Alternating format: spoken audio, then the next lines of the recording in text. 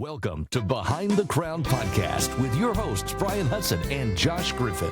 Sit back and enjoy these great stories and memories of the Kingsmen Quartet. Welcome to a joint episode of Behind the Crown Podcast and Southern Gospel Journal.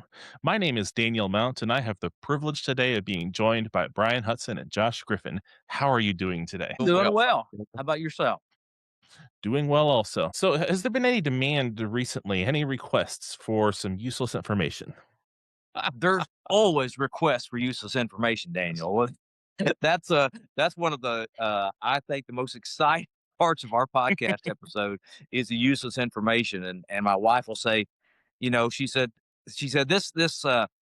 this segment of the useless information, she said, that's right down your alley because you have so much useless information. I said, yes, I do, honey. I said, I've built a career on useless information. So Daniel, do you have some useless information for us tonight? All right. I do. So this starts with a piece of Kingsman trivia, if you will, that I'm sure one of you knows. I'm not sure if Josh knows. Josh, do you happen to know what county the Kingsmen come from? We know it's Asheville, North Carolina. Do you know the county? Bumpkin County. I think Buncombe. Buncombe County. Yes. Yeah. Buncombe County. Yeah. Good job. Okay.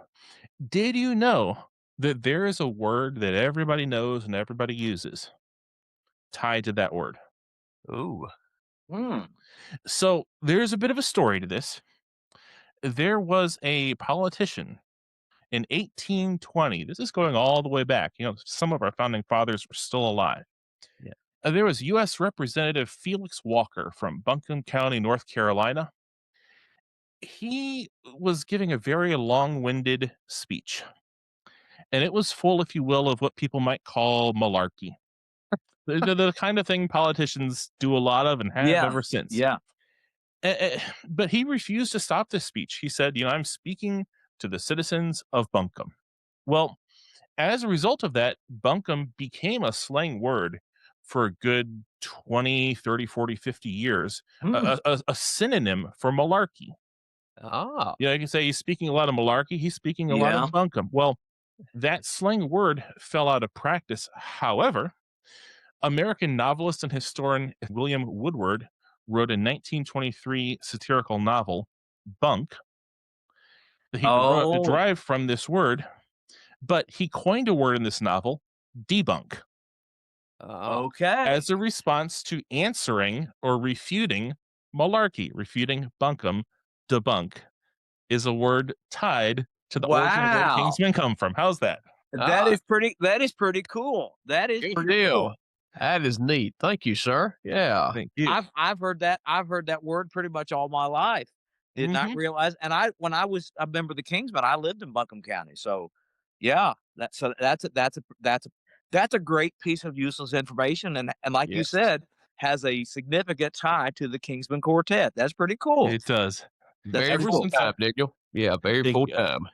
Ever since I first heard this segment, I was like, if I ever get to do an episode with you two, this is the one I'm pulling out. Well, that is so cool. That is so cool. Well, thank you. I have one that you guys may not know about. Josh might know about this one, and it has a sort of a tie to the Kingsmen. This might be a stretch, but Dean Reese, the longtime owner of the Kingsmen, longtime bass singer of the Kingsmen, loves crackers. He loves saltine crackers. Okay, we're on the cruise. You can ask any former Kingsman, any current guy, when every night for dinner, no matter what they're having on the menu for the cruise, Ray asks for saltine crackers. He just loves saltine crackers. So I found a piece of useless information concerning saltine crackers, and it's this: crackers have holes in them for a reason. Okay. Because all the saltines have holes. During the baking process, if the crackers have holes in them, it prevents air bubbles from ruining the product. So if you see the little holes in all the little saltine crackers, they place them in there so it will keep air bubbles from ruining the product. So Dean loves saltine crackers, and I thought that would be a great piece of useless information for tonight because Dean's a big saltine man. Cousin can get me some saltine crackers.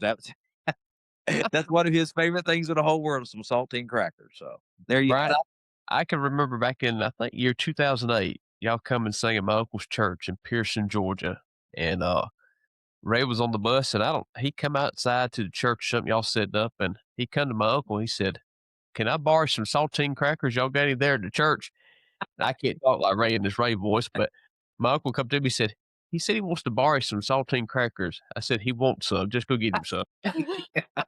He went and got him a whole box. He said, you just keep them. Ray said, I'll give them back. You just keep them. Ray loves some saltine crackers for sure. Yeah. For sure.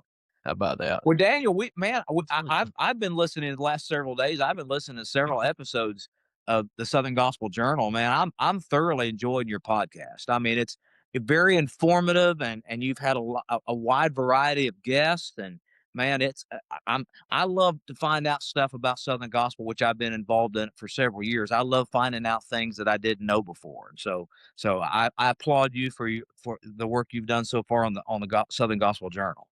Yes, thank you, and I love and I have appreciated every episode you've put out on Behind the Crown as well. Well, thank you very much. Thank you very much. Yes, sir. Yeah.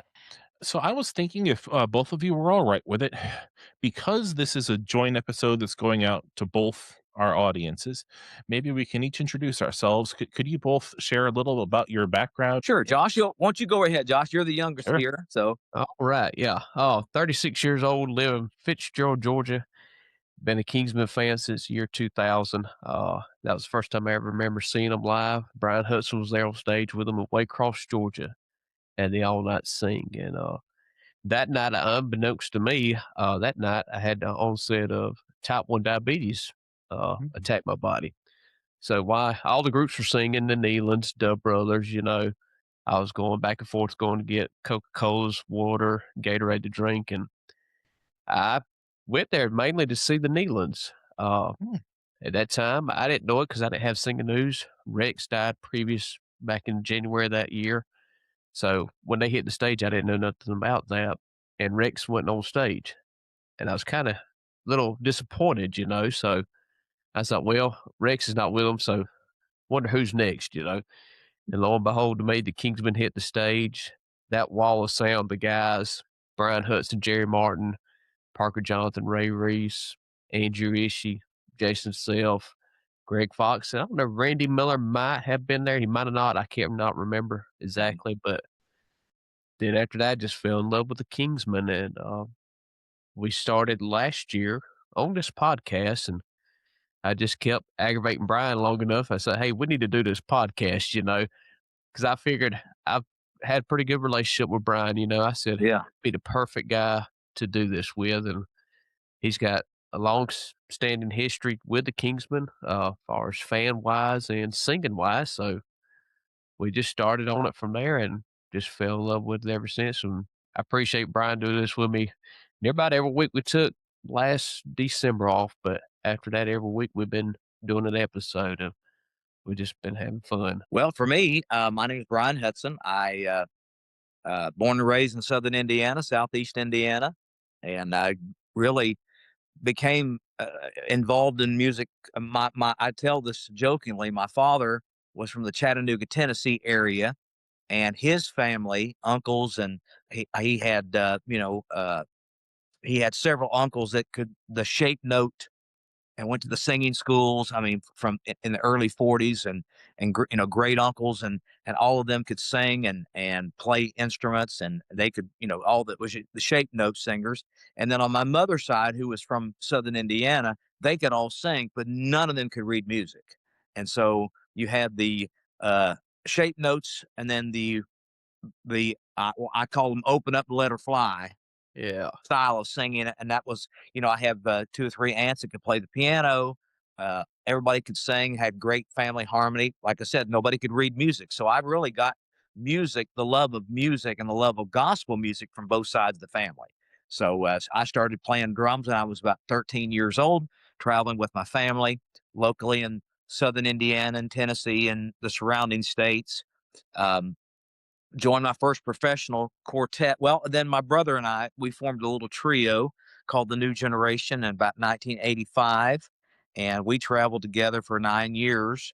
And then I eventually went on the road with my first professional group called the Heartland Quartet, and George Amon Webster and Roy Trimble, former Cathedral members, and another young man from Kansas, Brent Fredericks, was the bass singer. And so I traveled with those guys. And about 3.5 years, and Eldridge Fox, the owner of the Kingsmen, produced their albums. And so, I had been a Kingsman fan all my life. I'd forgot to kind of throw that in there, and that was my connection. I mean, everything the Kingsmen ever recorded, I studied and learned, and man, it was just surreal when I joined Heartland. And our very first professional recording, was produced by Eldridge Fox. Anthony Berger played the piano on it, and it was just a surreal moment to get to meet those fellows. And then in 1996, I had the opportunity to join the Kingsmen as lead singer. Big Jim Hamill was retiring, and Tim Surratt was leaving the group. And so I joined the Kingsmen in 1996 and stayed for 5 years and left, and went to become a worship pastor in West Virginia from 2001 until 2005. And then I went back on the road with a group called the Blackwood Gospel Quartet. That was Mark Blackwood and those fellows, and sang sang with those guys about 2.5 years. And then Dean Reese, who had acquired the name Kingsman, it had been retired for a short time. And Dean Reese called me and said, would you be interested in coming back to the Kingsmen? And so I rejoined the Kingsmen in 2007 and stayed till the last part of 2011, and, almost another 5 years with the guys, and just have had a wonderful time. And I joined another quartet in 2012, early 2012. And I came off the road in 2016, and my wife and I have been ministering together since then. And Josh told you that he was pestering me about the podcast. My biggest fear about the podcast was I am not tech savvy at all. And that was my biggest fear. Not that I knew Josh had the technology portion of it covered, but for me, I'm still upset about the rotary phone being gone. I mean, I'm not tech savvy at all. And that was my big fear.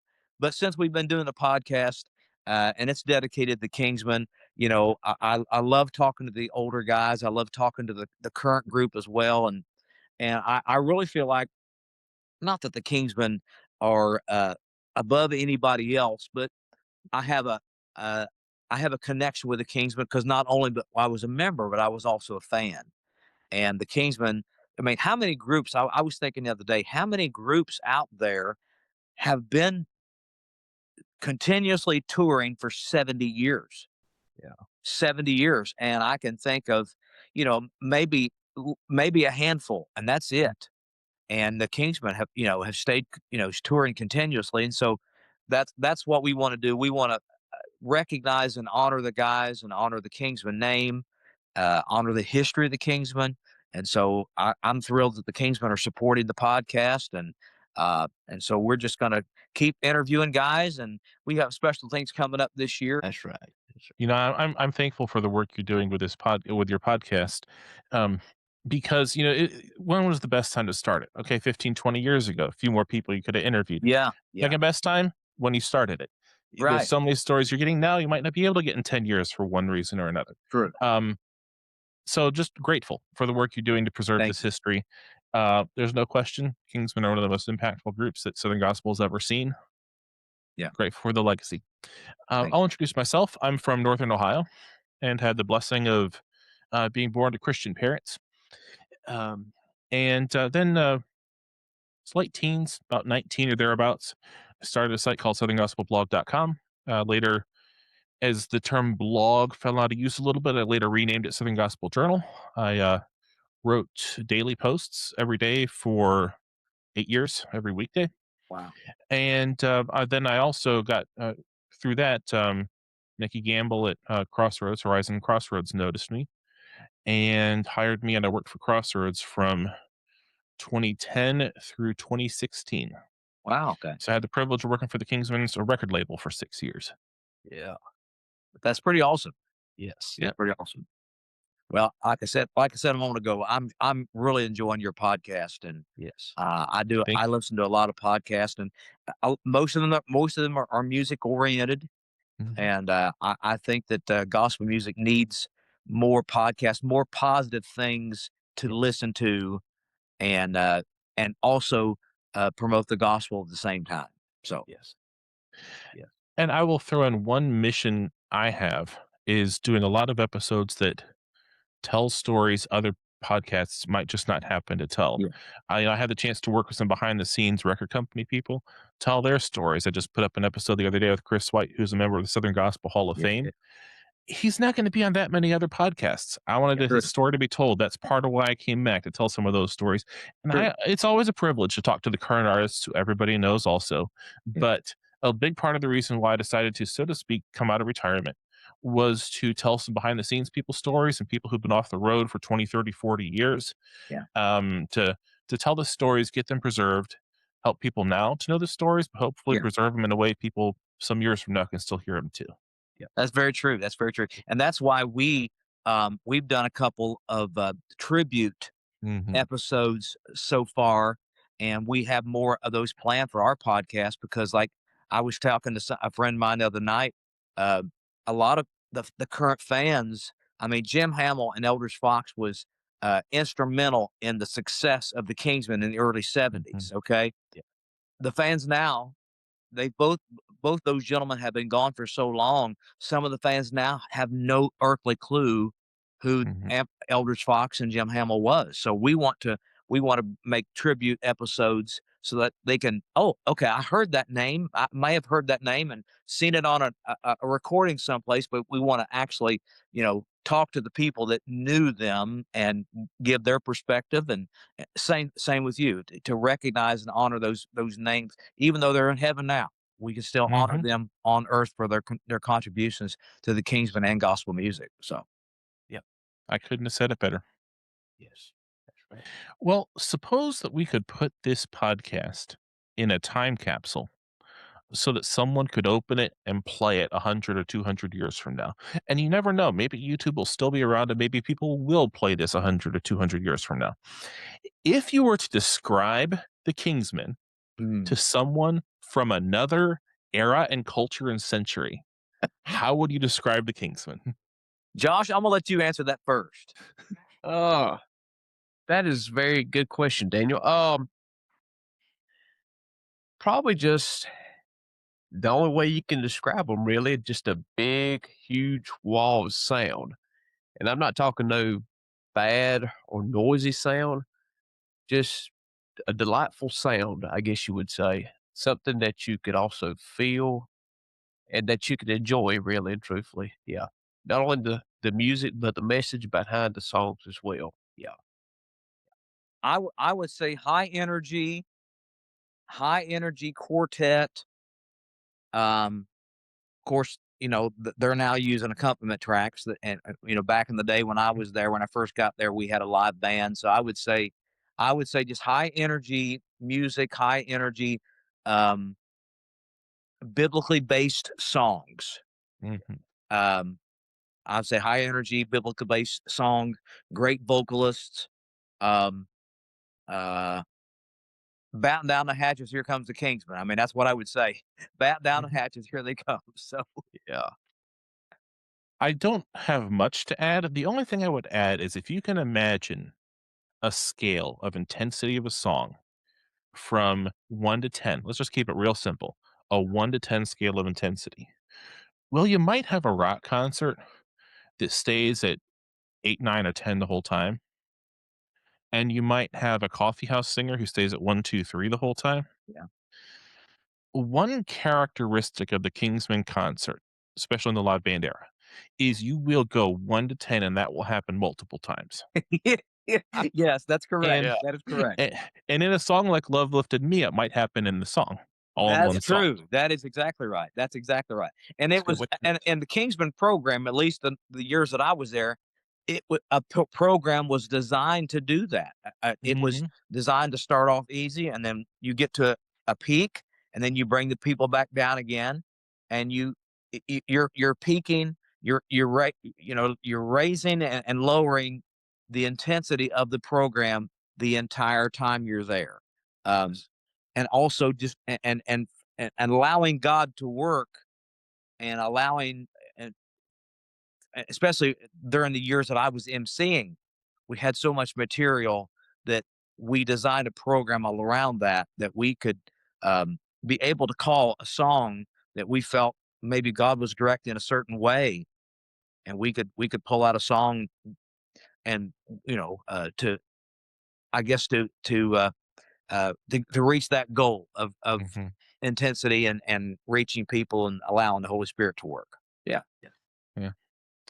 Now, I promise I'm not going to uh, beat the time capsule analogy to death. I won't extend this out the whole time, but there's something useful to it because my wife grew up not really knowing Southern gospel, Yeah. and there's other people who I'll be sharing this with on Facebook who grew up not knowing Southern gospel. And if you grew up in Northern Ohio and you weren't actively seeking out Southern gospel, the world of the Kingsmen might be as unfamiliar to you as somebody who opens a time capsule 100 years Yes. from now. So I thought, even for people today, coming at it from that angle could be a helpful That's starting true. point. Now, I won't torture the time capsule analogy much further, but I will do one more question. Okay. Let's say we got this time capsule and we can put 5 albums in it to illustrate the Kingsmen's history. What 5 are you thinking? Well, I'll go first, and I give Josh. You would have to put in Big and Live. I agree. That would have to be in there. I would put in Big and Live. I would put in probably Chattanooga Live. Mm-hmm. I would have to put in Live Naturally, Mm-hmm. and that's 3 live albums right there. Yeah. And then I would put in probably Wish You Were Here. Okay. The album Wish You Were Here. That was Song of the Year in '92, and that was really when the Tim Surratt, Gary Shepard, Parker Jonathan, Ray Reese lineup really started coming forward vocally. So it would be Big and Live, Chattanooga Live, Live Naturally, Wish You Were Here, and then, well, I mean, I don't want to. This is not. I'm not trying to brag on myself, Mhm. but I would have to put the When God Ran record in there Yeah. because That's it was up there. it was the When God Ran song, not because I sang on it, but they purposely wanted to kind of step away a little bit from the 3 chords and Cloud of Dust that the Kingsmen were known for. And so the When God Ran song was a little more contemporary sounding or a little modern, more sounding than had been previously recorded. In fact, they were sending When God Ran to radio stations, and they were like having a contest. Can you guess who this is? And 99 or 90% of the people were not guessing the Kingsmen. They were saying, "Oh, that's Brian Free and Assurance. Oh, that's Triumphant." They were not guessing the Kingsmen. So I would have to put those 5 albums. And like I said, the last one was not because I was on it. Yeah. And and I could put 10 more records. I mean, I would put 10 more records in that time capsule. But yeah, Big and Live, Chattanooga Live, Live Naturally, Wish You Were Here, and When God Ran. That's the albums I would put in that time capsule. That's a great question, by the way. Thank you. Yeah.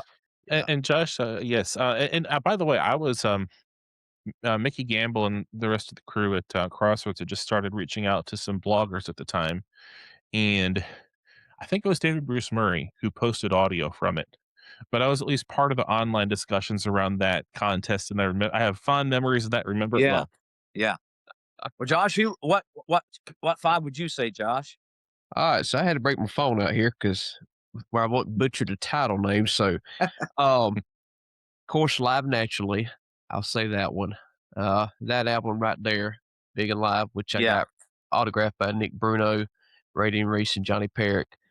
From 1977, just a little closer home. Oh yeah, that album, and then 2 of the, I guess, newer ones. Shelter from 1999. And I would probably say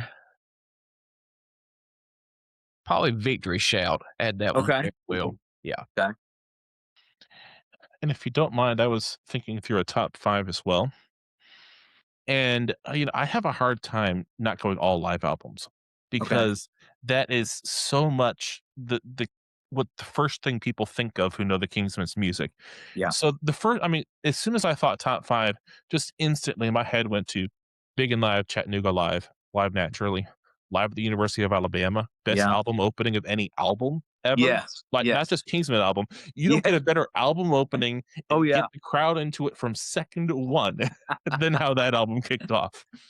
And then I'd go better in person. Oh yeah. But the problem is there's one other album I really wanted to include to pull in a different era of the group. And it's like, which of these 5 go bump off? I can't say. But I really want to have in that top 5 somewhere, Old Time Way, 1990. Okay. Which I believe you were a part of. I was, yes. But in some ways, and you two know what I mean. Everybody else, hear me out on this one. In some ways, it's a little more live than the live albums. Yeah. Yes. There's no clapping because it was recorded in the studio, but this is all done the way albums used to be done, all done in the studio, all at once, all the instrumentals, all the vocals, all in one take. And if that take wasn't good enough, y'all went back to the top. Yes. Now, the live albums were live, but they could go in and swap out a line later, add a harmonica, add whatever they needed to. They did a little bit of that. Correct. Not to any embarrassing extent. Yeah. But, and I'm not revealing any great secret. You read the album liner notes, you'll see overdubs. I'm not revealing any trade secrets here. That's right. But so the live albums had some fixing up. Old Time Way might have been done in the studio, but it was so live, there weren't any fixes on that one. Correct. And it's a phenomenal album. Yes. Well, thank you. And we've talked about this in an early episode about the Old Time Way. That was very challenging because, hey, we were used to doing the live band, but it's different when you're trying to get everything correct. And these songs, honestly, we really didn't know the songs. We had heard them 2 or 3 times, rehearsed them around the piano, and then we started filming. We started taping each song, and we'd stop and kind of go around the piano. And Jeff Collins, who was producing the album, would show us, here's how we're going to do it. We'd go run through it a couple times, and we had to go back and redo a couple things that we'd messed up on. But it was challenging, but it was also a lot of fun. But it was also an album that the fans, Daniel, really didn't care for. They really didn't. I think they just didn't grasp it because we sold a companion video along with that, and the videos were being sent back to the office because the people were buying those at our concerts, and they were expecting us to be standing in front of an audience. They weren't expecting us to be standing in front of a sheet, a lyric sheet. And they thought, well, what's going on? So I don't think the fans at the time really grasped the album. They wanted more of a live concert setting, and it wasn't that. And so we got some reports back that they weren't crazy about that album. But I enjoy it. And since you mentioned Jeff Collins, I have to mention the work he's done producing decades of Kingsmen albums through the years at this point. Alan Kendall, and I had to have some excuse in this podcast. You can't have this podcast without shouting out this book, Decades of Music, Decades of Memories, by current Kingsman baritone Alan Kendall. He called Jeff an honorary Kingsman, and I feel that title is well deserved. Yes. Yeah. In fact, we both have the book. Josh and I both have it. And it's phenomenal. I mean, I contributed several things in different songs, and it was an honor for Alan to reach out to me. And I believe he's working on a second book. And in fact, he emailed me. He texted me about a week and a half ago and asked me about 6 or 7 songs. And he said, "Go ahead and give your thoughts on them." So I'm honored to be a part of that book and honored to be part of the Kingsman legacy. And so, yes, that book is great. And anybody that is a Kingsman fan should reach out and get on Amazon and order that book, and it'd be a great addition to their library for sure. Yeah, if you hear something in this podcast episode that piques your interest, I want to learn more, that book is the perfect next step. Yeah, absolutely. Absolutely. Yes, sir. Yeah. All right, so I would like to talk about some of the key members of the Kingsmen through the years. Sure. So if you don't mind, maybe we'll start with Jim Hamill. Sure. Big Jim. They called him Big Jim. He, as a fan, I thought Big Jim was the greatest MC of all time.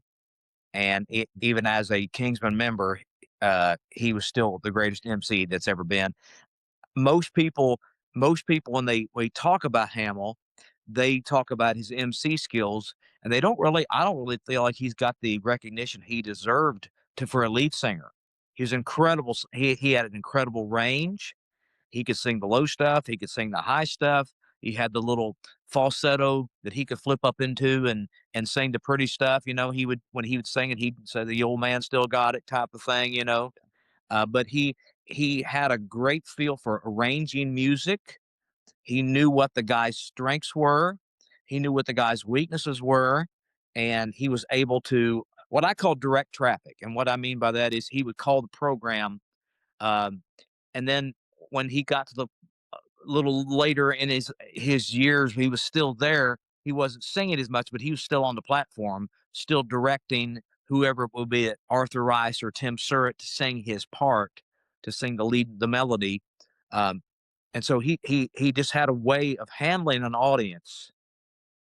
I mean, he could walk out there, and there might be 3 other groups on the program, and Hamill had the gift where he could control that audience and control their emotions almost with their music and with their songs. And I've never seen anybody do it. I mean, I've watched it live countless times as I'm a member of the group, and he walks out there. And of course, when I joined in '96, he had already retired officially, but he was still riding the bus. And if he was on the bus, we would be doing our normal thing, and we'd bring him out maybe for the last 3 songs. He would do one from his solo album, then another one with us, and then he would help. He would usher in the last song, and it would be normally something up and people getting on their feet. And during those 3 songs, he could control an audience. He didn't need a 45-minute program to call the songs and call the program, but it was amazing to watch him at work and just to see him do his thing. But Hamill was he also um, he was he wanted you to be professional. So I will say this, and I've said this on on our podcast. Sometimes his methods weren't always the right methods, and this is not degrading to him in any way. I loved Hamill, and we got along very well. But his methods were not trying to beat up the person or degrade the person in any way. He wanted you to become the best. So if he saw something in maybe a part of your range that wasn't as strong as it should be, he would purposely key the songs that made you have to learn how to sing in that range or in that key. And so to make you better, Yep.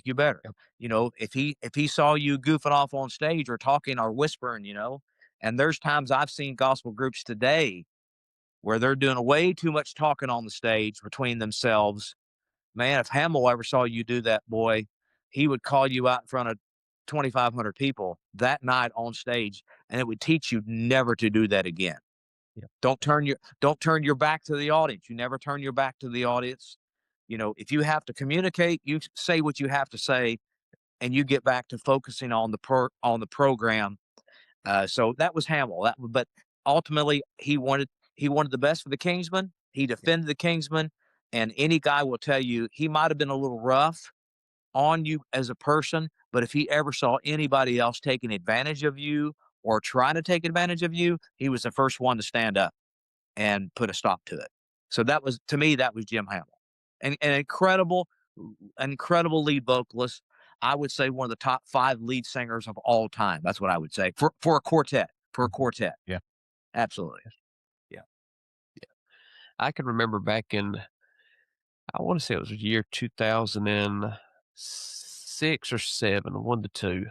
Kingsmen were down in Waycross, Georgia again, and at the all-night sing, and I think it was one of the last years they had it outside at the fairgrounds down there in Waycross. And I didn't have a cell phone at the time. I wish I did, but I had one of them little throwaway cameras, and I remember getting my picture made with Ray Dean and Jim Hamill that night. And sadly, I don't have the picture now, but that was pretty neat to see Jim Hamill, even though at that older age, like Brian said, could still work a crowd. Yeah. get the tenor, Jeremy piece at the time, singing a high note, and it just had the crowd eating out of his hand, basically. Oh, yeah. But just one of my memories of Jim Hamill. Yes, sir. Well, one other consistent thread I've noticed that's come up time and again in your episodes is that he might kind of pick on people on stage. Yeah. But the one singer after another said essentially, not in these words, he was setting himself up as the antagonist, Yes. make you the hero, Yes. make the audience love you by the Yes. time the day was up Yes. at his expense. And the audience, he did that, and the audience still loved him anyhow, which showed his talent to pull off both. That was one thing that has stuck out to me in interview after interview. People said that. Yeah, he had that gift because he wanted the people to feel sorry for this young guy over here that Hamill's picking on, because Mhm. everybody loves the underdog. Everybody loves the underdog, Mhm. and so if this young person, he's nervous already, and he's new to the Kingsmen, and uh, so he wanted people to love you more, and so he would, like you said, at his own expense, he would try to, he would say something to the new guy, or treat the new guy a certain way to get the people to love him even more, and that is so true. And he did the same thing to me. He would say, when he would introduce me, or he would walk out and he'd say something about me, and he'd say that I was ugly or something, or something, or and and the people would just, you would hear him go, oh, you would hear a gasp in the audience, because he was trying to build up the new person and make the person be loved even more, and like you said, Daniel, at his own expense. Absolutely. Yeah. Yes. Well, then we obviously need to talk about Eldridge Fox. Well, Fox to me was a great boss. Um, I appreciated his baritone singing so much. He had such a, to me, only way I know how to describe it, he had a big chested baritone voice, Mhm. and he could blend. I still think one of the best things that I love listening to during my first tenure was the song "Beyond the Clouds" from my very first album that I did with them. "Beyond the Clouds," that was the name of the album, but the song was myself and Chris Collins and Eldridge Fox and Ray Dean had the vocal on that song "Beyond the Clouds," and to me, that was a highlight of my career, that I got to sing with Eldridge Fox, and I think the blend that the four of us had was amazing. So there's still, to this Mm. day, almost 30 years later, I joined the Kingsmen in '96, so it's been 30 years. I will still get out and listen to that title song "Beyond the Clouds" that I got to sing with Fox. But he was such a wonderful man. Loved the Kingsmen. Loved gospel music, and that's one thing that I appreciated about him. Um, and what I loved about Fox, he helped other groups when he probably didn't have to. Yeah. But he loved this music so much. You hear stories about how he helped the Gold City, how he helped find the first 5 number 1 songs for Gold City. He produced their monster albums in the early days of Gold City. And it wasn't just about the Kingsmen. He could have had the mindset, I'm going to try to make the Kingsmen advance and everybody else fall by the wayside. But he sacrificed himself, financially, personally and financially, for not only the Kingsmen, but for gospel music as a whole, because they love the music and love the people. Mhm. And he loved the fans. I shared on an earlier podcast, when he hired me, he said there are 3 things that'll get you fired from the Kingsmen. One, if I ever catch you messing around with somebody you shouldn't be messing around with, being mean to our people, and ever catch you drinking, or doing drugs. But one of those was being mean to the people, to the fans. Mhm. And so he loved the people. He loved the fans that much. And he was just a wonderful mentor. I wish, of course, when I joined in July of '96, he had his stroke in November. I wish I would have had more time with him on the bus to get to know him as a person. But incredible man, and what a legacy that he left. Yeah. Probably my first memory of Eldridge Fox. Never got to meet him, unfortunately, but met his son and talked to his son on the podcast. But uh, Eldridge Fox, "Behold, the Master cometh." on the Georgia Live album back in 1994, I believe, there in Augusta, Georgia, the Bell Auditorium. That was my first time I've heard Eldridge Fox sing, and you could tell just a big voice, like you said, but also he let the spirit move on him as well when he was singing. Very tender-hearted man as well, and wish I'd have gotten to meet him, but hopefully one day in heaven we'll get to do that and talk to him. But probably that's my memory of Eldridge Fox, and just like you said, Beyond the Clouds. That great song. Even on the original recording with Beyond the Clouds back in the 70s, another great song as well. Yeah. And I think Behold the Master Cometh, in my opinion, was Eldridge Fox's greatest solo. That was his greatest feature. It was incredible song for sure. You know, it's funny, Josh, because and I'm delighted you mentioned it too. And that was exactly where I was going. When I was gonna talk about Eldridge, because I would say of the classic live albums, I heard Live at the University of Alabama first, Big and Live next, and then all the others from the 70s and 80s. And somehow Georgia Live was right near one of the last ones I ever heard. Yeah. And, you know, the gospel songs of the 60s and 70s were a little simpler. And that's not a bad thing. There's nothing sinful about a simple song that conveys a message simply. But there wasn't quite as much meat on the bone sometimes as you get when you get into the 80s and 90s. It's just what people wanted changed a little bit. True. And I heard his solos on those earlier albums and appreciated he's a good, solid baritone singer.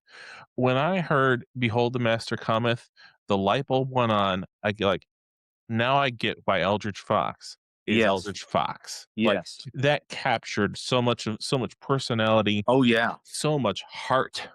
The other thing I have to say about him, because I have a different perspective than most people, was somebody who worked for Crossroads for 6 years. And Crossroads came out of the merger of two record companies, Sunlight, founded by Chris White, and Horizon, which Eldridge founded. Yeah. And I hate it, but I didn't grow up around Southern gospel. I borrowed a Cathedral CD on a random whim from the library in 2003.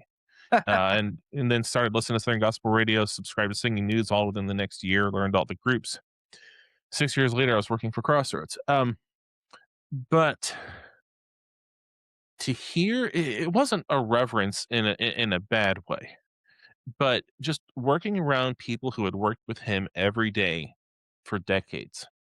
The way everybody at Crossroads who had worked with Foxy talked about him, the only analogy I can think of, and this almost is a bad word to say down south, and sorry about this, the Yankees, New York Yankees, Yankee Stadium.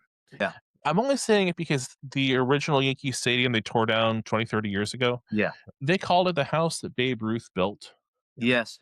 Yeah. Imagine if you'd been working for the Yankees about 5 years after Babe Ruth died, and you walked into the house Babe Ruth built and you were working there every day. Yeah. That's about what it was like to work at Crossroads, except Babe Ruth could be a bit of a difficult personality sometimes. Okay. Fox, this is a different story. I'm not saying they were similar personality-wise, but with the admiration and respect that the people who knew him best had for him increased my admiration and respect for him to see and then of course to hear it over and over from the guys on the bus too. Those who knew him best respected him the most, and that says a lot for a person. Yes. And Fox, and this has been said by several members on our podcast, he was generous to a fault. Yes. He would give you, if you needed help, he would find a way to help you. And I'm sure his family sometimes got frustrated about that. I would have, I'd have got frustrated, but if somebody called if one of his guys called, or even somebody in gospel music, if they needed help, Fox would do whatever he had to do to help you. And that's a great quality. It's a great quality to be loyal. I will call Eldridge Fox loyal, and just a wonderful mentor to me. And we called him Papaw. I mean, all the younger guys in the Kingsmen, during my first tenure, we called him Papaw because he was more than a boss. He was like a grandpa to us. Yeah, speaking about that, I remember Randy Miller in his episode talked about how he wanted to buy a Stratocaster that Roger Fortner had, and he didn't have just so much money, so he sold his set of golf clubs. Yes. And bought that Stratocaster, and then Eldridge heard about it and said, "Son, don't do that, because we need you out here on the golf course just like we need you making music." So Yeah. Eldridge went back and found a guy that sold golf clubs, I guess, and bought the clubs and gave them back to Randy. Yeah. Yeah. That was a great story, and yes, Fox was known for that. We there's probably hundreds of stories that we probably will never hear about similar to that, where Fox did that for somebody. Yeah. And then, of course, we have to can't move on without talking about Dean Reese. Dean Reese is probably one of my favorite people in the entire world. When I joined in '96, I had met Ray, and we kind of had talked a little bit, but very little before I had joined them.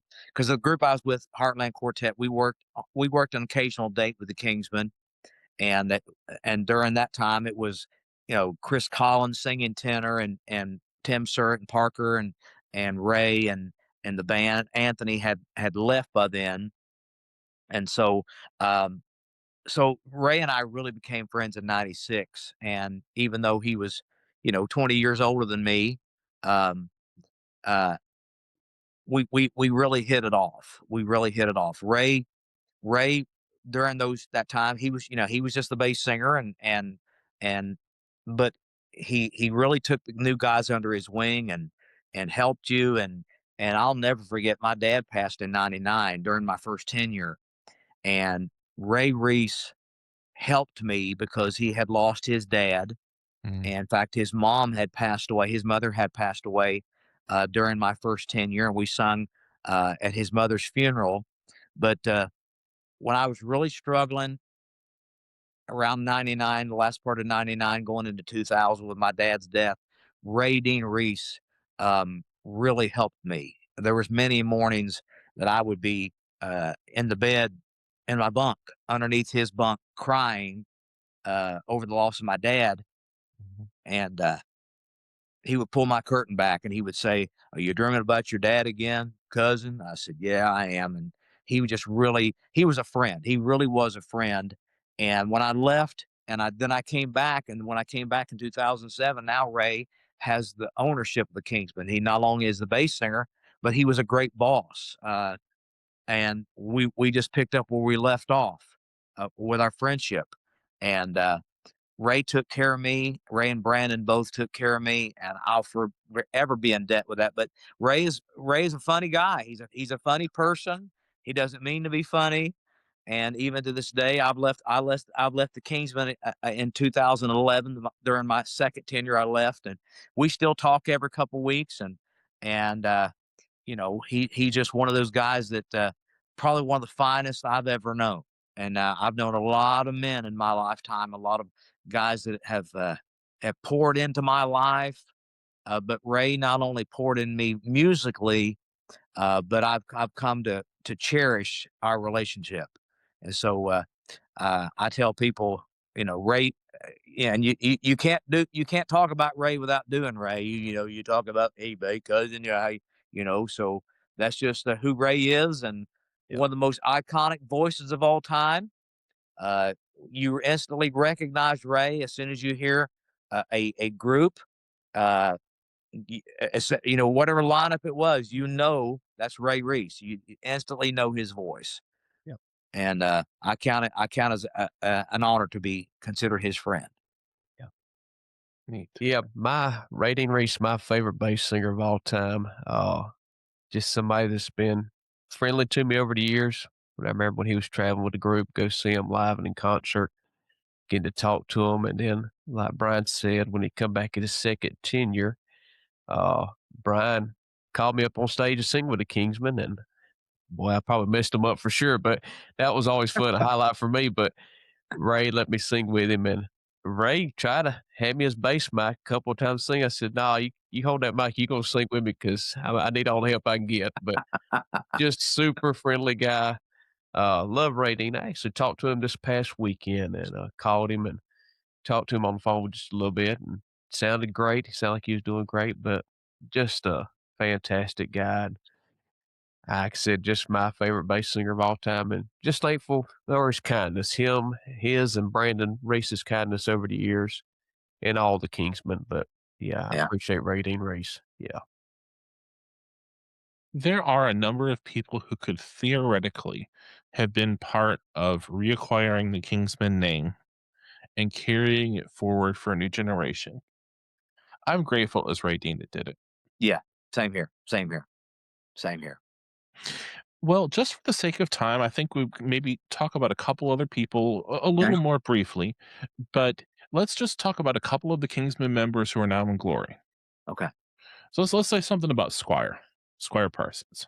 You want to start on this, Josh? Yeah.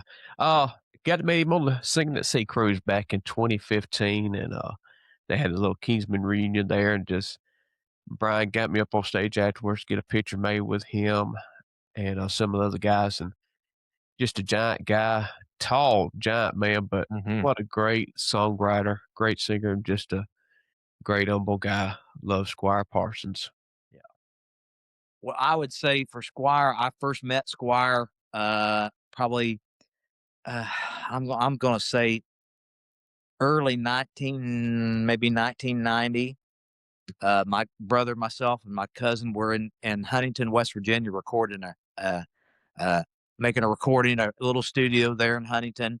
And we went to go eat lunch that day. And as we're walking out after eating lunch, this bus pulls up, and here we are, big gospel music fans, and it's Squire Parsons, and Ernie Haas was singing with him at the time. And of course, we didn't know Ernie Haas, but I saw Squire, and I had a copy of the Singing News magazine in our van, and it was I flipped through it, and because I knew Squire had an ad in there for a new album he had just come out with, a solo album. So I ran in there and grabbed a pen, and Mr. Squire, would you please autograph this picture for us and for me? And he was so kind and gracious. But you know, I would say one of the top 5 voices of all time in gospel Mhm. music.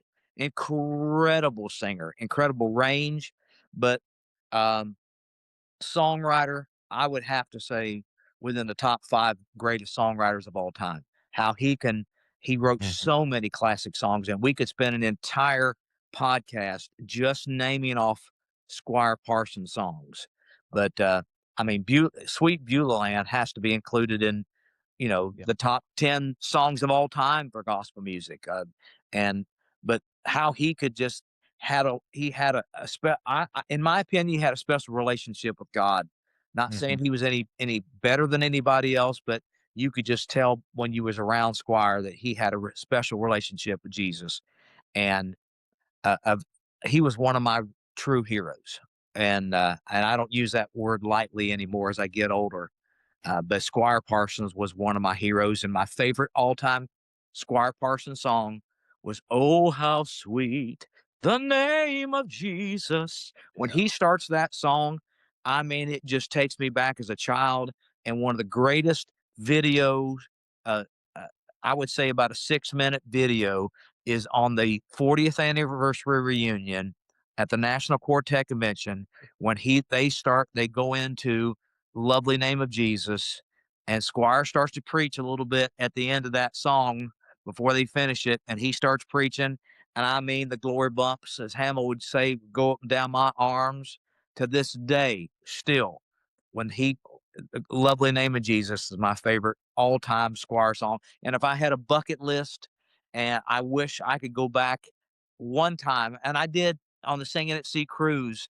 Uh, Squire was in one of the piano rooms and was doing some songs around the piano and playing and singing. And I went in and I got to sing "Lovely Name of Jesus" with him and his other son. And we did a little bit of that. And that was a bucket list moment for me. So Squire Parsons, true man of God, true hero. I only got to meet him a time or two, um, but I did comes in part from growing up in Northern Ohio. But so I mainly got to know him through his songs. Okay. Yeah. And there is such a scriptural depth to his songs that you find in Yes. very few other writers. You're talking like Charles Wesley, John Newton levels here. Yeah. And not just an academic knowledge of scripture, but the heart of somebody who Yes. feels it deeply, and just what a legacy. Yes, absolutely. Ernie Phillips. Woo! You want to go first, Josh? Yeah. Met on the scene at Sea Cruise.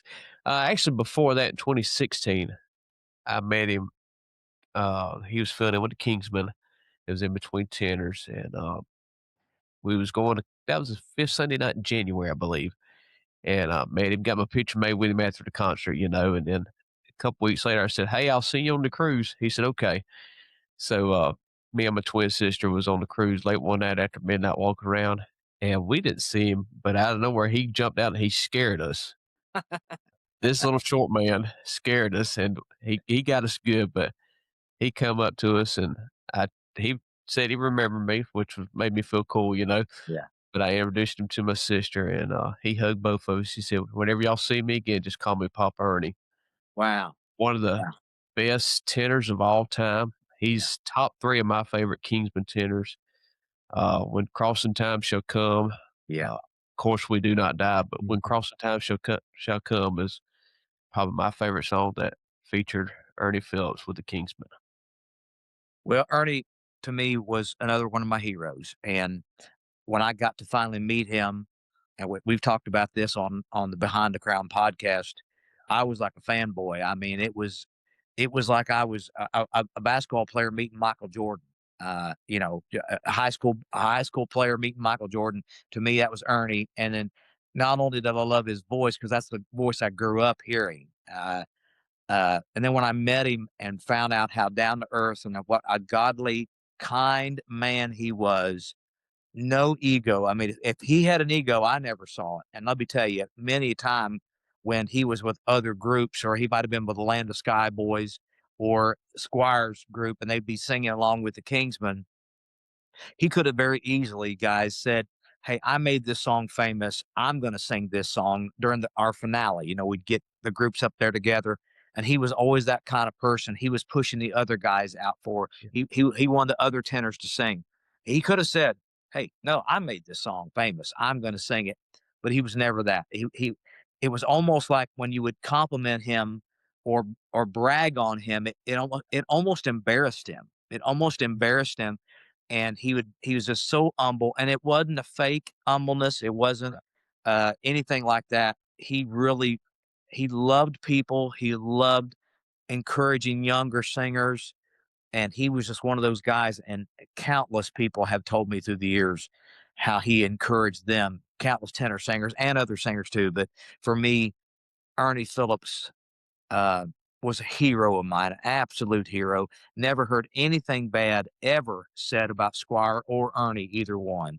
And those two guys are in heaven, and I'm gonna sing in a quartet with them one day. I'm gonna get to heaven, and we're gonna sing in a quartet together. Because to me, it was uh, that was Ernie was the voice of the Kingsmen for so many years for me, and I loved him as a person, not only for his vocal talent, but for who he was. Yes. And of these first ones we've talked about, I probably had the chance to talk to him more than any of the other ones. And the same words stuck out to me: such humility. Yes, It yes, didn't matter what, and everybody in Southern Gospel tries to be humble, virtually yes, everybody. yes, And most everybody has some level of humility. Like, there isn't room for people with huge egos who act like rock stars. That's just not what Southern Gospel is. right, So everybody tries to be humble, and most people have some level of humility, but you could tell there was no yeah, putting it on, no fake humility. yes, One of the most talented people I've ever talked to, yeah. and so humble. Oh, Yeah. All right, maybe mention a few other people more sure. briefly, just for the sake of time. Mention a few other names, maybe. Okay. Uh, I'll give a little fanboy moment here. We got to interview Jason Self, bass player Hmm. back in the 90s and 2000s, and let's just say I'm a big Jason Self fan, and that was a neat experience to get to talk to Jason.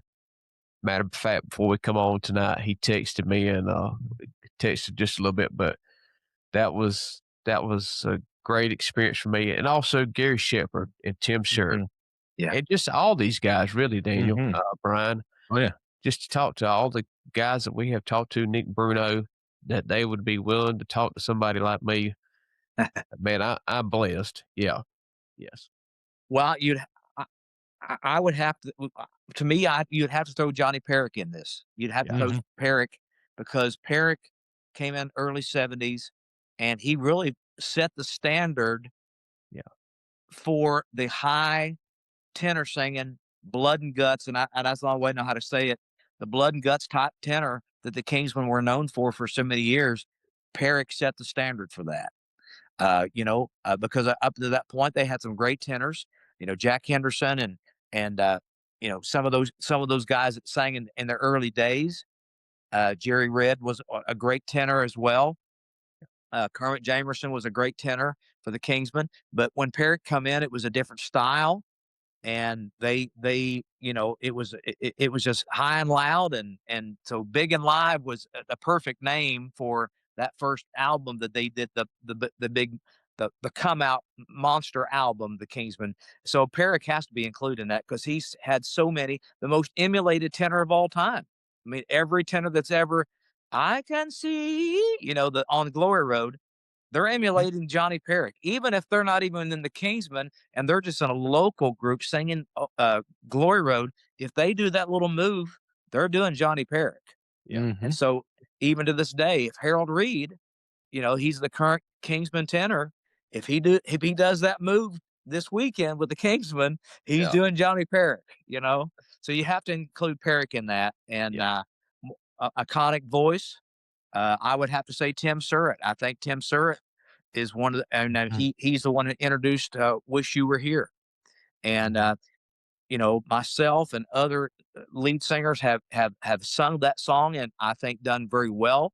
But no one can sing "Wish You Were Here" like Tim Surratt, even to this day. 30 some years later, since he recorded that song, 30 plus years, when Tim Surratt steps up and says "Wish You Were Here," you instantly it's his song. It's going to be forever Tim Surratt's song. Other singers may come. I attempted it. Jason Self attempted it. Cole Watson, the current lead singer, he's doing a great job at it. He's doing a great job. But to me, and it's no slam to anybody, that's Tim Surratt. So Tim Surratt's one of those iconic voices as well. Gary Shepard, Gary Shepard introduced "He's All I Need."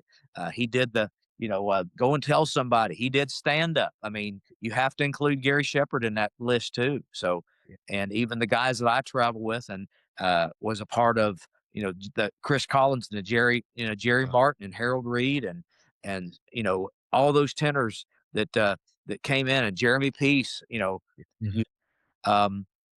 but those voices, they took the Kingsmen in new directions. And Greg Fox, Greg Fox led the Kingsmen for several years, and you have to mention those names that were part of the group for so long. And I'm just glad to be a part of that legacy for sure. I feel like at the end of Hebrews 11, where there's the Hall of Faith of the heroes of the faith, and the author says, "And time would fail to tell us." Yes. We would love to mention every member of the Kingsmen through the years, and you all have stories. And because we didn't happen, okay, Arthur Rice, another one. Absolutely, Arthur. Just because we didn't mention somebody here means we think any less of them. We're just absolutely fitting what we can fit in an hour or 90 minutes. With the highest respect to everybody else who we didn't happen to mention in this segment. Moving on to another question. What is your favorite Kingsman moment you were there for? In Brian's case, that could be as a fan or on stage. And then for the other two of us, as fans. Well, Josh, do you have a favorite? I'll go ahead. Yeah. 2015 Singing at Sea Cruise, little Kingsman reunion. Ernie Phillips was there, Jerry Martin, Arthur Rice, and then the current guys at the time, Bob Sellers, Randy Crawford, Chris Jenkins, Dean Reese. Andrew Ritchie was there as well. Got to meet Andrew. Thanks to Brian, got to meet Andrew Ritchie and talk to him. Squire Parsons, like I said, that was just a great little Kingsman reunion. Yeah. Mark Trammell was there singing baritone, MC work that day. But that was one of the Kingsman highlights for me, just to be there on the ship that day.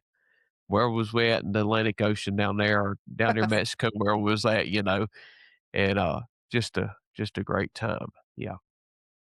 Well, for me, I think I've got a couple, but I'll for sake of time, probably on the Gaither homecoming at the Georgia Dome, 1998, when they introduced the Kingsmen to come up and do Sail Up High Someday, 35,000 people at the Georgia Dome.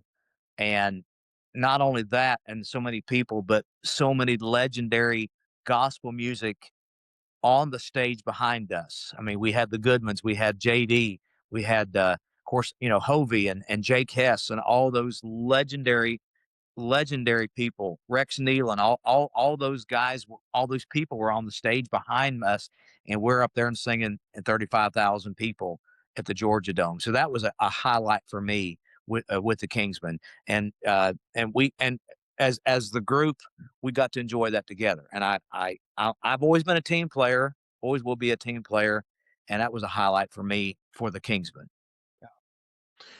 And my highlight, it's two-part. I was working for Crossroads at the time, and I forget who just left, but I heard that Ernie Phillips was filling in for a few weeks. Yeah. And I feel like I drove halfway across North Carolina. I don't remember how far it was. It was farther than practically I've ever gone for a concert. One of the farthest ever. It's like, I'm going to go however far it takes to hear a full concert of Yes. Ernie Phillips with the Kingsmen. I just can't not. I have to. Yeah. And thankfully, since I was with the record company at the time, I wasn't there in any official capacity just because I love the music. Yeah. I didn't have any official business to do there, but they didn't mind if I came for the sound check. So I was there for sound check. Well, not only was I there for sound check, it so happens they were auditioning Chris Jenkins that day. Oh, wow. Okay. So I actually got to be there for Chris Jenkins' audition. And when I heard him with them, I was like, well, I mean, of course they're offering him. They can't not offer him the job. He has to be their next tenor, and he will be. He's going to be one of the all-time great Kingsmen tenors. Like it was just to me. I didn't say anything. Of course, I let them make their own decision. But my take on hearing Chris Jenkins audition with them was, this is going to be one of the all-time great Kingsmen tenors. They have to hire him, and I was so glad they did. Yes. And then to go through the concert, and I forget who was emceeing that day. Whoever it was like, we don't need to do the whole excuses song. We'll just have Ray say his line and Ernie sing his line. And that was cool. And but then hearing Ernie sing God Saw a Cross, it wasn't his song. It was generations, several tenors after his time. Yes. The heart he brought to sing God Saw a Cross. Yes. That was a highlight. So to have that all in one day, have a full concert with Ernie and Chris Jenkins and Chris auditioning, that was a good night. Wow. There's a couple videos out there of Ernie doing When God Saw a Cross, and it's amazing. And even Harold Reed would tell you, who introduced that song. He'll tell you, he said, once I heard Ernie sing it, he said, I don't need to sing a song ever again. I said, but you came full circle with that. For so many years you were singing the songs that Ernie made famous. Yes. And now Ernie was singing a song that you made famous. So it's kind of a full circle thing for Harold. So yes, that's right. All right, here's a fun one. Gold City has a signature song. Gold City's signature song is Midnight Cry. Yes. There's no question about it. The McCameys had a signature song. Their signature song is God on the Mountain. No question about it. Both of them had other big songs, but they both had one signature song. Is there a Kingsman signature song? And either way, can we talk for a couple minutes about the signature songs of some of the individual members of the Kingsmen? Yeah. Josh, what do you think? That's a way to. Sorry, go on. Oh, I was just going to ask Josh what his opinion was on the signature song of the Kingsmen. And this is a way to shout out some songs that we may not have already talked about in this podcast. A way to get them mentioned in a fun context. Sure. Okay. Yeah. All right. Let's see. I'm gonna say it this way. I'll say it's a signature song because only a couple of lineups of the Kingsmen have done it.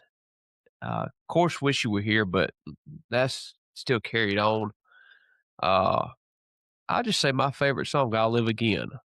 Okay. I've heard people talk about those years when it come out in 99 and 2000 at EQC in Louisville when it was the big, massive crowd, how they would, y'all would end with that song with the program. It had people on the feet going crazy, and the next group would have to come on stage, and everybody just kind of, okay, well, this next group's coming on. But I'll say I'll Live Again for me. Yeah. Well, for me, that's a hard question because from a fan standpoint, also from a former member standpoint, there there's very few groups that have more than one signature song. And the Kingsmen have so many, it's They hard to name do. one. But I would, if somebody was to ask me, okay, you have one, I would say the Old Ship of Zion. Yeah. I would have to say the Old Ship of Zion because instantly it's recognizable as a Kingsman song. Of course, Josh just mentioned "Wish You Were Here." That's a signature song as well. But I think of overall the Old Ship of Zion. That's what I was going to say too. Like, it is so hard to name one song. Yeah. But I think I was going to say Old Ship of Zion too.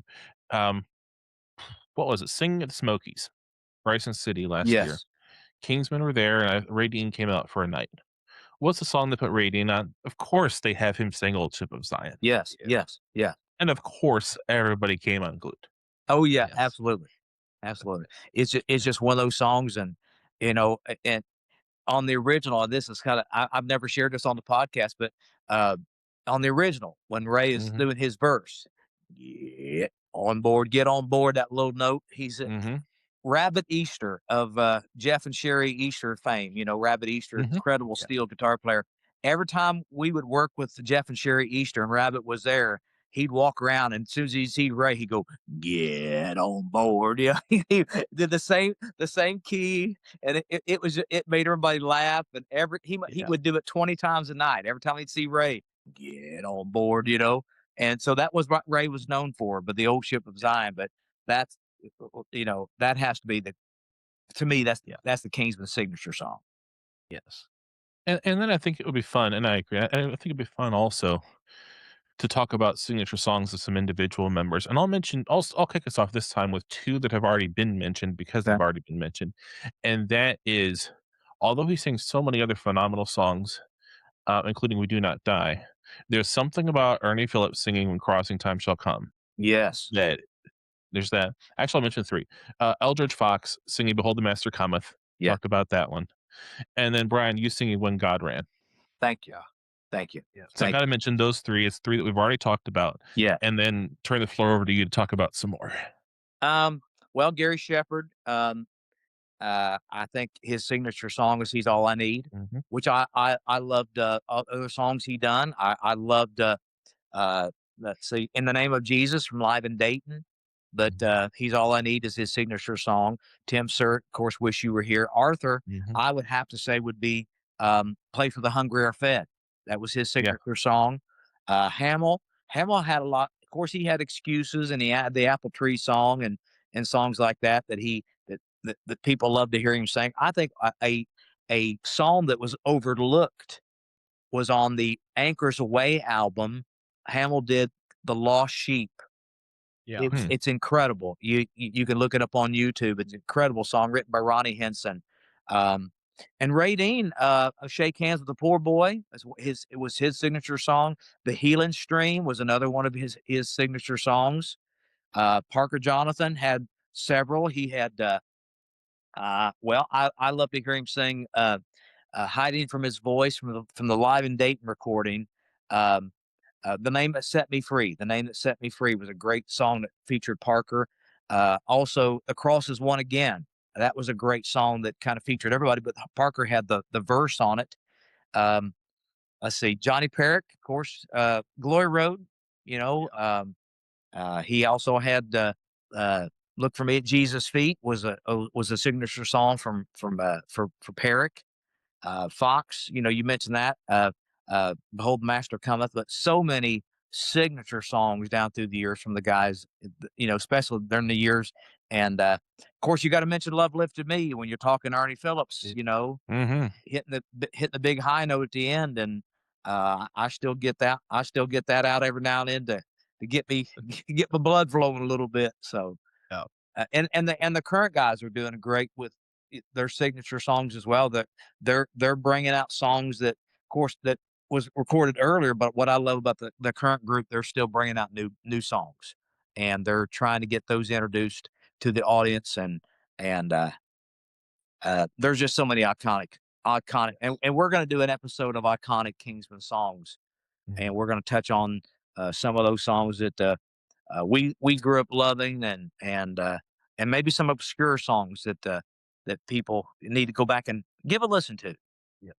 Yeah. I have been thinking of asking obscure songs. Why don't we save it just for the sake of time? Let's save it for that episode, and I Sure. look forward to Okay. hearing you Yeah. talk about that. Okay. Josh, any other signature songs you want to shout out before we move on? Bryan Hutson, Come and See the Rising Sun. Yeah, that was a great song. Talk about some of the current guys now. Cole Watson, Soul Set Free. Another great song as well. Alec Kendall, I mean, he's come out with several great songs that just featured him past couple years. And Church of the Great I Am is a great song that he done. He done a Christmas song that Brian and myself talked to him about. The God Who Gives Himself Away. Yeah. Incredible song. Incredible song. Yeah. That's right. You know what? There's one more I actually want to mention. And I don't think anybody would say it was Ray Dean's signature song, but signature song or not, it always got me when he sang it. And that's when he sang Loving Shepherd, Gracious God. Yes. Because there came a time in his career, he had so many signature songs people wanted to hear. Yeah. When he wasn't singing too many new songs. Yeah. That was one song that he sang and sang consistently for a long time. I had the chance to work with the song's writer, Diane Wilkinson, on her autobiography. And she said that she wrote it after she heard a preacher talk about Psalm 23. And said that the psalm was written from the perspective of an old sheep, a sheep who had seen the shepherd be faithful for many years. Wow. Yeah. And that's why she said she wrote, it was that inspired the bridge where it says, there's a loving shepherd leading me where the older sheep have trod. He is guiding, guarding, feeding me, loving shepherd, gracious God.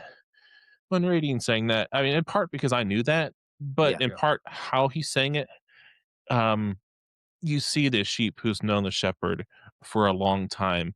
And it's one of those songs that a 20-year-old might be able to sing the notes, but couldn't convey the heart of it. He conveyed the heart of that song so well that I wanted to mention it here. Well, I'm thrilled. I was on that recording, I and I chose that song for Ray. Diane had sent us some songs, and the first time I heard the demo, I said, I want Ray to sing that. And he did a great performance on it. But like you said, lyrically, he delivered that song so well that probably nobody else, like you said, a younger person couldn't maybe have done it so well. But Ray, and it was a joy and an honor for me to get to sing that with Ray. It was a wonderful song. Another one, and I'll mention one more Ray song, "To Count for Jesus." "Count for Jesus," recorded in 2006 on the Good Good God album, and I called that song. And when I came back in 2007, we were doing songs off that record, and I called that song every single night because I love that song. Still love that song. Is one of Ray's greatest features, "To Count for Jesus." Yes, I agree. All right, so lightening the mood a little. Lightening the mood a little. Is there a singer who was never a Kingsman who you wish was? Woo! Josh, what do you think? I'll let you answer that first. I'll just say it. I think he's a fan of the Kingsmen, Jonathan Wilburn. Yeah. Cool. That's a good one. Yeah. Gosh. Well, that's a tough one. I mean, that is really a tough one. Well, I'll add one more too. The bass singer, Will Lane. Yeah. Yeah. I'd like to see Cool. Yeah. Will would have fit in very, very good vocally. He would have. Gosh, that's a tough one. I mean, I've heard a lot of singers down through the years that absolutely could have done it. Rick Strickland back in the 80s could have. He vocally could have done it. In fact, at one point he auditioned for the Kingsmen, I didn't know that. Yeah, he auditioned for the Kingsmen, and that's when they hired Gary Shepard. Okay. So singers like that, yeah, I think could have done it. I would have loved to hear. I would have loved to hear Jack Toney sing lead. Yeah. Oh wow. I think Jack. Jack wasn't really known, but he has had such a great range and a great singer. I would have loved. Of course, Jack Toney is one of my favorite singers, so I would have loved to heard a little bit of Jack Toney with the Kingsmen. That'd have been pretty awesome to hear. Yeah. And I'll mention one too, and he was probably the reason I asked this question. The first Southern Gospel concert I ever heard was the Mark Trammell Trio in their first year or two on the road. Yeah. Eric Phillips. Yes. Yes. Yeah. Super. Of course, he was on just a couple episodes ago. Yeah. And I was already working on the questions for this, and I was like, okay, there's a good tie-in to mention that episode. Yeah. But he's the most the Kingsman tenor that was never a Kingsman. I would agree with that. I would agree with that. Eric had a great voice, still does, and he would have fit not only with the people saying that's Ernie Phillips' son, but he would have fit vocally very easily with the Kingsmen. Yeah, that would have been good. Yeah. His high notes were so effortless when he was the first tenor I heard, and he made it look so easy. Yeah. Everybody who came after him in every concert I heard, some did, but everybody else had a high level to live up to it, and that was my starting point. Yeah, that's true. Of course, my starting point, hearing Mark Trammell and baritone too, no less. Yes. All right, Josh, I think you mentioned you might have a couple of questions, so I don't want to monopolize the whole time with mine. We can go into a couple things you might want to talk about. Your favorite Kingsman lineup, Daniel? Well, it would involve Ernie Phillips on tenor and Squire Parsons on lead. Yeah. The baritone, were there two baritones during that time? Who was the baritone at that point? Well, let's see. 76. Wayne Maynard was there for a while. Wayne Maynard. Mark Trammell sang a little bit of baritone, but mainly Maynard. Mainly Maynard. Yeah. Okay, so and it's in part vocally, and in part just the impeccable reputation both men had, and the level of spiritual depth they brought. Yeah. I can't not say, as much as I love every other lineup, I have to say Ernie Phillips on tenor and Squire on lead. And I love Hamill as much as anybody else, but there's some that lineup sounded so amazing too. Yeah, and Ed Crawford also sang baritone during that lineup too for a while. So that live recording you posted a couple weeks ago of Squire singing "Is Not This the Land of Beulah"? Oh yes, he tore that place down. Oh, absolutely. Yeah, sure. Yeah. Well, let me ask you. Let me ask you a question. I know Josh has got a couple. I want. Sure. From your standpoint, what do you think was one key factor in the success of the Kingsmen staying relevant in Southern gospel music? Do you think there's one? What would be your opinion from the outside? One key element or one key factor for the Kingsmen staying relevant all these years? It's hard to say just one. Okay. Yeah. Because you obviously have the songs. Yeah. And you subtract, there's so many signature songs, it's hard to name one. Yeah. And if I had to say just one, fundamentally, this is Southern gospel music. We're about the gospel. Yeah. That's the heart of what it is we do.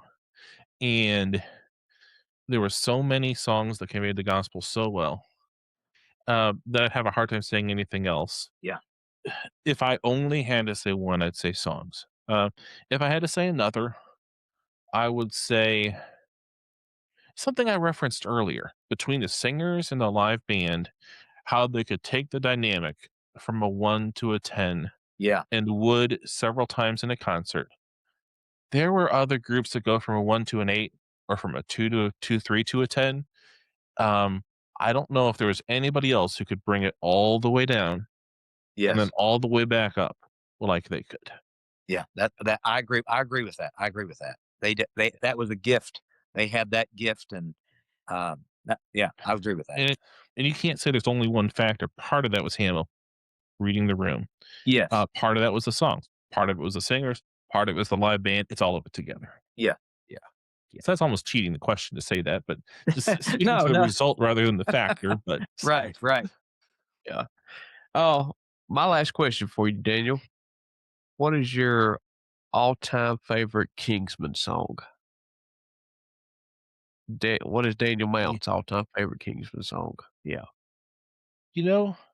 For a long time, I probably would have said When Crossing Time Shall Come, and that might still be.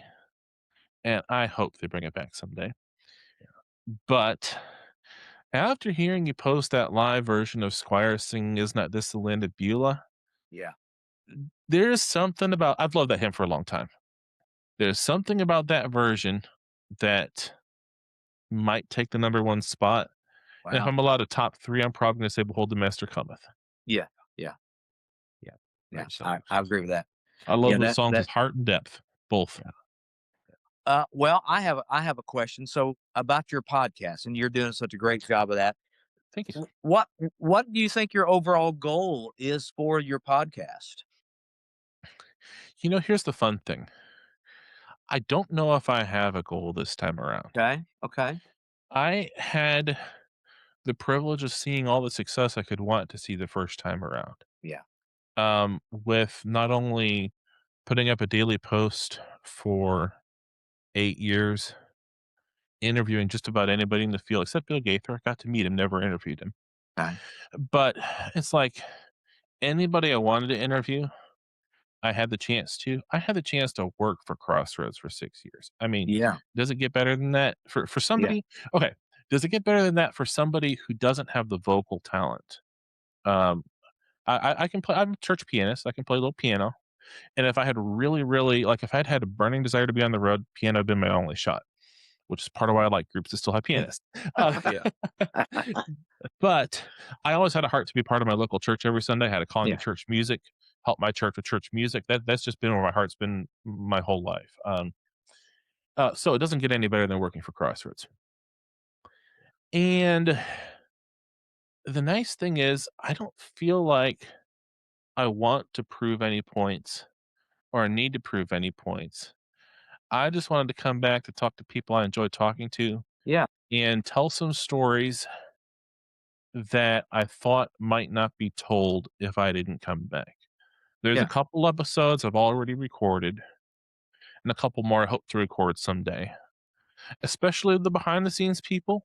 Yeah. And then some people have been off the road enough years that I'm not sure they'd ever be on another podcast. And now their stories are told in the singing news 30, 40 years ago. Good luck finding one of those old magazine issues. It's hard to find old singing. So their stories have been told, but not in a way that's accessible to younger fans today. Just coming to love this music. Yes. So I wanted to come back. I've just been super inspired by some of the groups that have hit a real, kick things into another high gear these last couple years. What the inspirations are doing, seeing Wyatt Austin singing Sea of Forgetfulness was a moment for me that I'm like, there's still something that's so special happening that I need to come back and talk about it some more. So the fun thing is I just want to tell good stories. And I think deep down in my heart, I kind of don't have a goal, and I'm kind of happy about that. Well, and I like what your answer was, because I like it that you're interested in interviewing the people that are behind the scenes, like the Chris Whites. And I watched the one on Jim Stover, the co-writer of Wish You Were Here. It's the behind the scenes people that don't get recognized because they're not on the stage in front of the 35,000 people, or the people at the Quartet convention, the Memphis Quartet show, but they're the ones helping these groups, supporting these groups, recording their music and finding the music, and getting behind them. And basically our cheerleaders, it's the Jim Stovers and the Chris Whites and the Mickey Gambles and, and the Jeff Collins that get behind these groups and are supporting them, that their stories, and people might read their name on a record or a CD cover or a USB cover now, but I love to hear those stories too. Mainly for one, because I have a connection with those people, because I work with them for so many years and have great relationships with them. But I feel like people need to know about the behind the scenes. And it's like the church world. It's like the people that go in church every Sunday morning and clean the restrooms. It's like the Yes. people that go in and vacuum the sanctuaries and clean up the children area so the kids can come in and learn about Jesus. Mhm. And those people have stories. They're giving up their life, and they're not up teaching Sunday school. They're not up preaching. They're not out there singing the specials on the praise team. Those are the behind the scene people that shovel the driveway, shovel the walkways, and do the little things that people oftentimes, well, I can't do much in the kingdom of God, but yes, you can. You can. We're all vitally important, not just the music, but we're all vitally important in the kingdom. So, yes. And I'll throw in a couple more details, having another minute to think about it. I also hope to do a lot of featuring songwriters. That was my initial point of interest in music. I actually had the privilege to collaborate with Diane Wilkinson on a few songs, one of which Freedom recorded.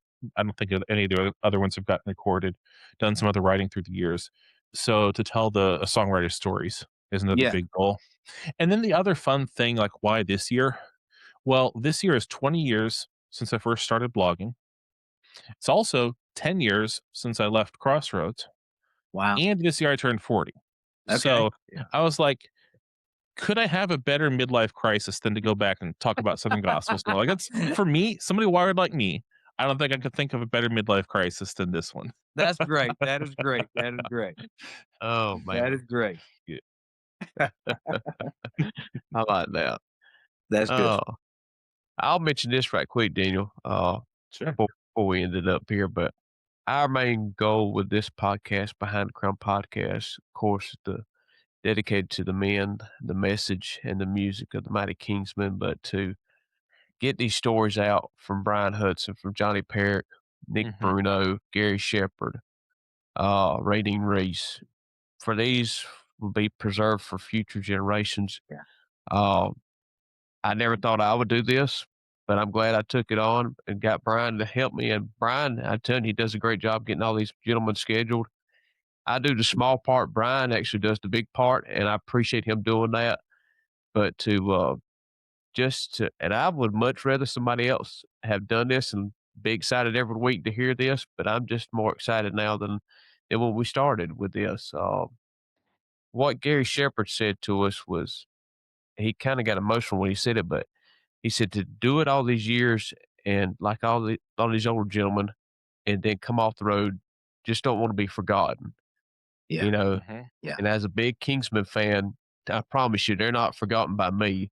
Mhm. But as time goes by, it doesn't matter if anybody remembers me or forgets me, but as time goes by, these gentlemen, and hopefully we'll get some more of these gentlemen in the future, but just so that people would remember them. And if the Lord tarries, I don't know how much longer, but for the new people coming in that can hear these stories and Yeah. be blessed by these men and their ministry. Yeah.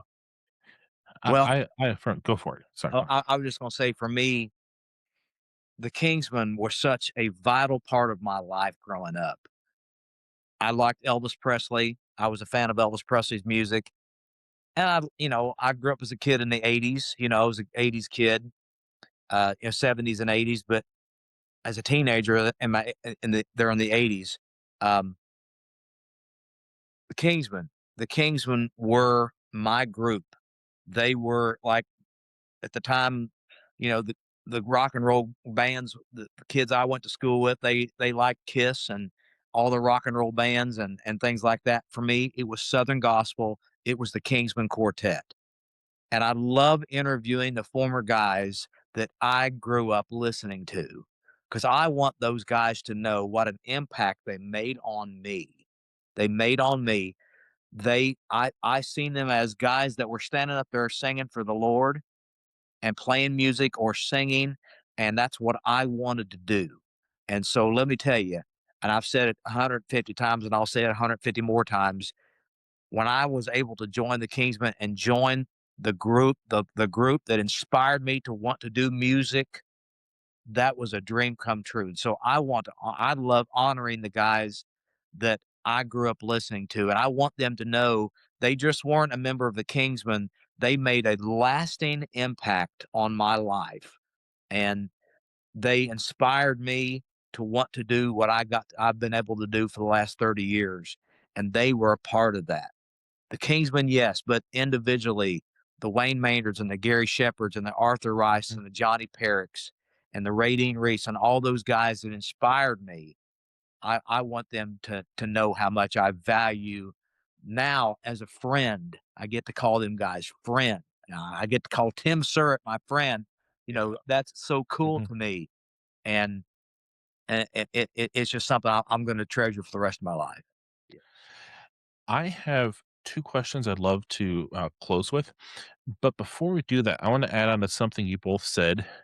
And this is something we're both trying to do, but I think you've already are doing and have been doing with an exceptional degree of class since you've launched this podcast. There is one thing that can be captured in this format, this video conversation format, that isn't being preserved in any other way, and that is you get a glimpse of the personality and heart of the people who are on the bus in a way. I have a whole row of Southern Gospel books on my shelf, and I'm thankful for every one of them. You can only tell so much through the printed word. I worked with the written word in blogging for 8 years and did feature-length interviews that were hour-long conversations that I turned into text interviews because that's just what we were doing technologically back then. And I'm grateful. I did a feature interview with Rusty Golden and talked about some songs that the Kingsmen sang in that it might be hard to get that story otherwise. I'm glad I talked to him while nobody knew he was going to go so soon, so young. I'm glad I talked to him while I had the chance to tell the story. But I got to get a feel for his personality in a way that the people just reading the words didn't. Yeah. And the people just reading the singing news don't. And even seeing somebody on stage, you get little glimpses of the personality, but only so much. Yeah. And I think what you're doing with this podcast, and I want to thank you for it, is the new generation of fans, and hopefully people 30, 50 years from now, can see the heart and see the personality of some of these gentlemen who made this legacy in a way that hasn't been captured in any other format that's publicly shared. True. Well, and I was thinking about that very thing today. There was a turning point, and not to go too long on this, but at one point, Jim Hamill knew he was going to retire. Mm-hmm. So an album that come out, Singing in the Sun, which introduced the legendary signature song, He's All I Need, and the Healing Stream. Hamill allowed every Kingsman person, every member, every vocalist to say something, including Anthony Berger. They didn't do that before. Hamill did all the talking. He might let you. He might let you do a testimony for like a 20-second testimony, but he didn't let you talk. And so, what I love about our podcast, kind of reiterate what you're saying, you get to hear those guys talk. You heard them sing on an album. You heard them sing on a live album, and now you're getting to hear them talk from their own words, those stories, those great bus stories or stage stories. And so that's one thing I love about our podcast. We're actually letting them talk, and like you said, and you hear their personality. And I've even had friends of mine, Troy Cadell, a great pastor friend of mine. He told me a few days ago, he said, that one interview you did with Gary Shepard, he said it made him human to me. It made him human. He said, I always heard him sing. I finally got to hear him talk and hear him from his heart. And so we want to keep doing that. We want to keep sharing those kind of stories. And you're doing it so well. Thank you. So I'd love to close with two questions. And these are two that I've had in mind since I first proposed doing this episode. One is, you can't talk about the legacy of the Kingsmen without talking about their impact on everyone else. Yes. And we've already talked about that some, but I think as we move toward wrapping this up with the final two questions, we could talk about that a couple more minutes. And I have some insight into this too from working with Crossroads. But let's talk about, when we talk about the legacy a group leaves behind, it's almost phrased in a darker way. what would Southern gospel look like if that group had never existed? Wow. Wow. And because it's not just there's no Kingsmen, but does Gold City stay a local group? Do they get to the point that Eldridge Fox got Gold City?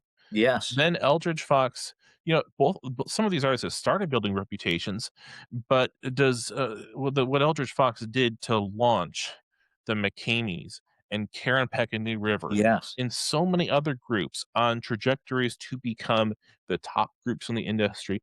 Some of them might have gotten there by other means. Not all of them would have. Let's talk about like that legacy the Kingsmen leave behind on other groups for a few minutes. That's very true. I mean, had Mark Trammell really got his start with the Kingsmen. Of course, he went on to the Cathedrals and then started his own ministry, Greater Vision. Then he started Mark Trammell Trio and then Quartet. Gold City. Yeah, Gold City was one of those. Like you said, Yeah. so many groups. I mean, Arthur Rice, joined the Kingsmen and later went to the Kingdom Heirs and spent 27 years there with the Kingdom Heirs and was the lead singer and vocal arranger and stage man for so many years. So many groups got their start from the Kingsmen. I mean, honestly, we could make a list all day and how reference the Kingsmen on this particular person. This person that became, a household name in gospel music got their start with the Kingsmen. That's a great thought, great question. Yeah. How many people can we name? Several well-known gospel music personalities got their start or was helped by the Kingsmen. Yeah. That's great. Wow. Yeah. And not only the people too, but probably the songs as well. Some of the songs probably, if Gold City would have done Excuses, probably wouldn't have been the same, But songs like that, yeah. That's a great question. Yeah. Yeah. There is that. Sorry, there is that secondary impact of the songs in the 70s and 80s. You'd be hard pressed to name a group besides the Kingsmen that had more local and regional groups singing their songs. And you know what? Yes. There were plenty of people saved at those services too. Yeah. In fact, if you're to total up the local groups singing Kingsmen songs, there might have been more people come to saving faith in Jesus at all those groups put together than the Kingsmen singing to 2,500 people every night when you got so many groups. That's true. Where a good portion of their repertoire was the songs the Kingsmen introduced. Oh yeah. Well, during and not to go long, but there were several nights that we'd have a group opening up for us, and sometimes the local groups they've been and not this is not a demeaning thing, but they would practice all day at that church or the auditorium where they were going to be opening up for us, and they would have their set list on the floor, sitting in front of them, so they would know what song was next during their set list, and there's going to be at least 2 or 3 Kingsman songs on the list. And I never said anything to him, but one night I kind of said something because we got there to the building and this group was kind of maybe a little bit egotistical and it was going to be that they were just being very difficult. The group was being very difficult, and I saw 3 Kingsman songs. And one was a song that we were planning on doing that night because it was our current radio song. They were going to sing it before us.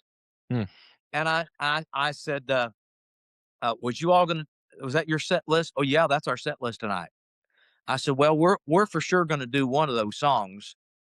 Oh, you are? I said, well, yeah, that's our current radio song. We're going to be doing that tonight. Well, we thought we would do that in honor of the Kingsmen. And at this time I said, I'd rather you not do that song. We're planning on doing that. And then another, but anyway, I'm not going to belabor that, but, so yeah, you're exactly right. So many groups were doing those songs and those classic iconic songs. And I'm sure when those guys recorded them, just like I did, I didn't realize the impact they would make on other people. And so I'm thankful that those songs were being sung because my little local group we did Gold City and we did a lot of Kingsman songs. So anyway, All right, one last question. I thought it'd be fun to end on this one. What could the Kingsmen look like at 100? What do we hope the Kingsmen look like 30 years from now? Lord willing, we might all be there to see it. Yeah. You know? Right. Well, so let's dream a little. What could the Kingsmen legacy look like if they make it to year 100? Okay, Josh? Huh. Oh, hopefully they're still singing some of the classics, but hopefully some new songs that kind of had the same impact as some of those classic songs Mm-hmm. as well too. And who knows, maybe even a live band would be back. That'd be great. That would be Yeah. That would be a dream. Yeah. Well, for me, knowing Ray Dean like I know Ray Dean Reese, I would not be surprised if Ray's still around. Ray, listen, Ray Dean's mother lived to be almost 100 years old. Oh. And I tell you, a great memory, the day we sang at her funeral, we did Rise from the Grave to Meet the Lamb. And let me just tell you, at Ray Dean Reese's mother's funeral, there were people shouting all over that church. We kicked into that false ending and went up we will rise up from the grave. I'm telling you, people were shouting all over that church. But Ray Dean Reese could totally be there. I would love to see the guys bring back a live band again. That would be just incredible. And I would love to see that. I think they're going to have great vocalists, no matter who is there. The Kingsmen have always been known for great songs and great singers and people that fit the group well. So I would say some younger guys, maybe one of the guys is still there in their 70s. But I would love to see that, and I think Ray's still gonna be connected with the Kingsmen forever. Yeah. You never know. Maybe it'll be around year 100 if Brandon starts to get ready to slow down. Maybe Alan Kendall will be the one to take the group over then. That would be good. That would be never good. know. That'd be good.